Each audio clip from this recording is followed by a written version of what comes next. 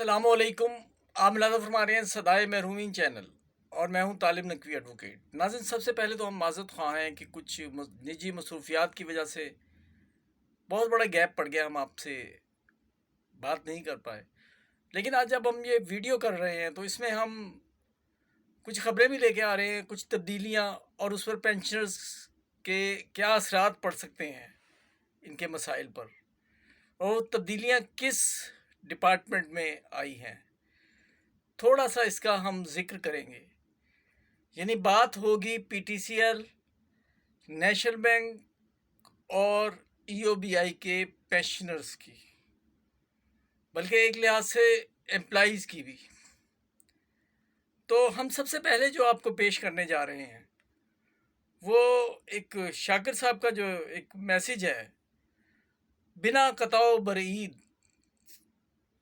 अमीन शाह साहब को लिखा गया, हम मिन्नोआन आपके सामने पेश करते हैं। मोहतरम जनाब अमीन शाह साहब, अस्सलाम वालेकुम। हम जिन्हें मुकद्दर समझते थे, इनका तो सिर्फ नाम होता है, असल हाकिम कोई नहीं होता, असल हाकिम निज़ाम होता है। बात तो उन्होंने ये कही है सही।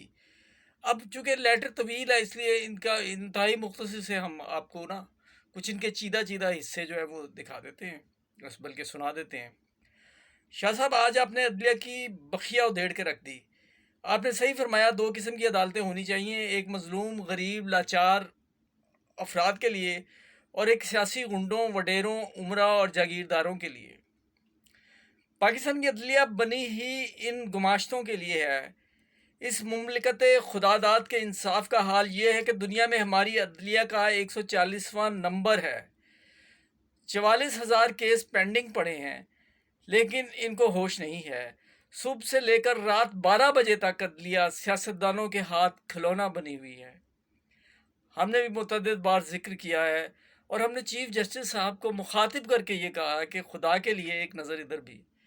तो ये बिल्कुल सही बात कर रहे हैं शाह साहब। ये अदलिया 35 साल तक डिक्टेटरों के हाथों यरगमाल बनी रही, अफवाज पाकिस्तान के तलवे चाटती रही और आज तक अमल पैरा है।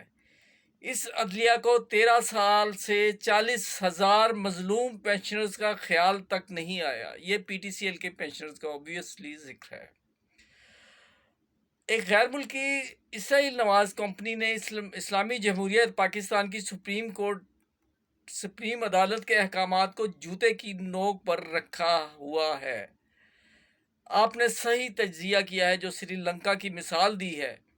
मेरे मुंह में खाक, आने वाले वक्त हकीकत में इस बात की निशानदही कर रहा है।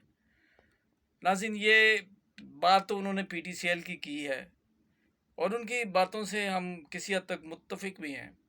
अब हम दूसरी खबर की तरफ आते हैं और वो है नेशनल बैंक ऑफ पाकिस्तान की। सबसे पहले ज़फ़र सादिक साहब से माज़रत ख़्वाह हूँ कि उनके कहने के बावजूद मैं वीडियो कोई नहीं बना सका। तो ये ब्रेकिंग न्यूज़ आपने तो सुन ली होगी कि आरिफ उस्मानी अपना कॉन्ट्रैक्ट ख़त्म होने से 2-4 रोज़ पहले ही रहमतुल्लाह हसनी को चार्ज देकर फारिग हो गए हैं। बाहर मुझे जो पोस्ट मिली है उसमें तो ये लिखा हुआ है कि वो फ़रार हो गए हैं।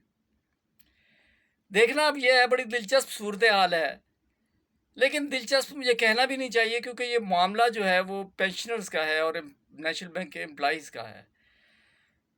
बहरहाल मैं दुआ ही करता हूँ कि जिसने कोई गलत किया है, हकूक़ पर डाका डाला है, ख़ास तौर पर सीनियर सिटीज़न्स और बेवाओं के हकूक़ पर, उन्हें सज़ा मिलनी चाहिए और इसे बद्दुआ ना समझा जाए।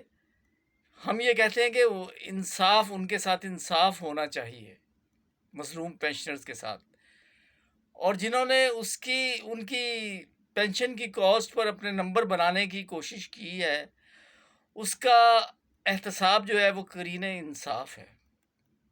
देखिए क्या होता है। और इसी नौइयत की खबर हम ये सुन रहे हैं, जैसे कि आप जानते हैं जब ये हुकूमत बदली तो ओवरसीज़ पाकिस्तानियों के लिए वो तूरी साहब जो हैं वो वज़ीर बने, तो हमने ये उम्मीद ज़ाहिर की थी कि अब कम से कम डेडलॉक तो ख़त्म होगा, और वो हमारी बात जो है वो सही साबित हुई है। अगरचे पब्लिक सर्विस कमीशन के थ्रू तो नहीं, लेकिन शकील अहमद मगनीजो के चार्ज छोड़ने के बाद शाजिया रिजवी साहिबा जो डीजी थी, उन्हें اب چیئرمین بنایا جا رہا ہے، غالباً بنایا جا چکا ہے. تو اب ہم امید رکھتے ہیں کہ پاکستان پیپلز پارٹی کو پہلے بھی میں کہہ چکا ہوں کہ ملازم دوست اور پینشنرز دوست سمجھا جاتا ہے. تو توری صاحب سے کہوں گا کہ ایک ایسی پارٹی کے نمائندہ ہونے کی حیثیت سے خدا کے لیے ان لوگوں کا کچھ سوچیں. کرو مہربانی تو محل زمین پر، خدا مہرباں ہوگا عرش برین پر. ناظرین اگر سبسکرائب نہیں کیا، سبسکرائب کر کے بیل آئیکن کو کلک کر کے آل کا آپشن لیں. ویڈیو کے بارے میں تبصرہ ضرور کریں. آج بعض وجوہات کی بنا پر میں ہاتھ سے ہی یہ بنا رہا ہوں ویڈیو. پسند آئی تو شیئر ضرور کیجیے گا. اللہ حافظ.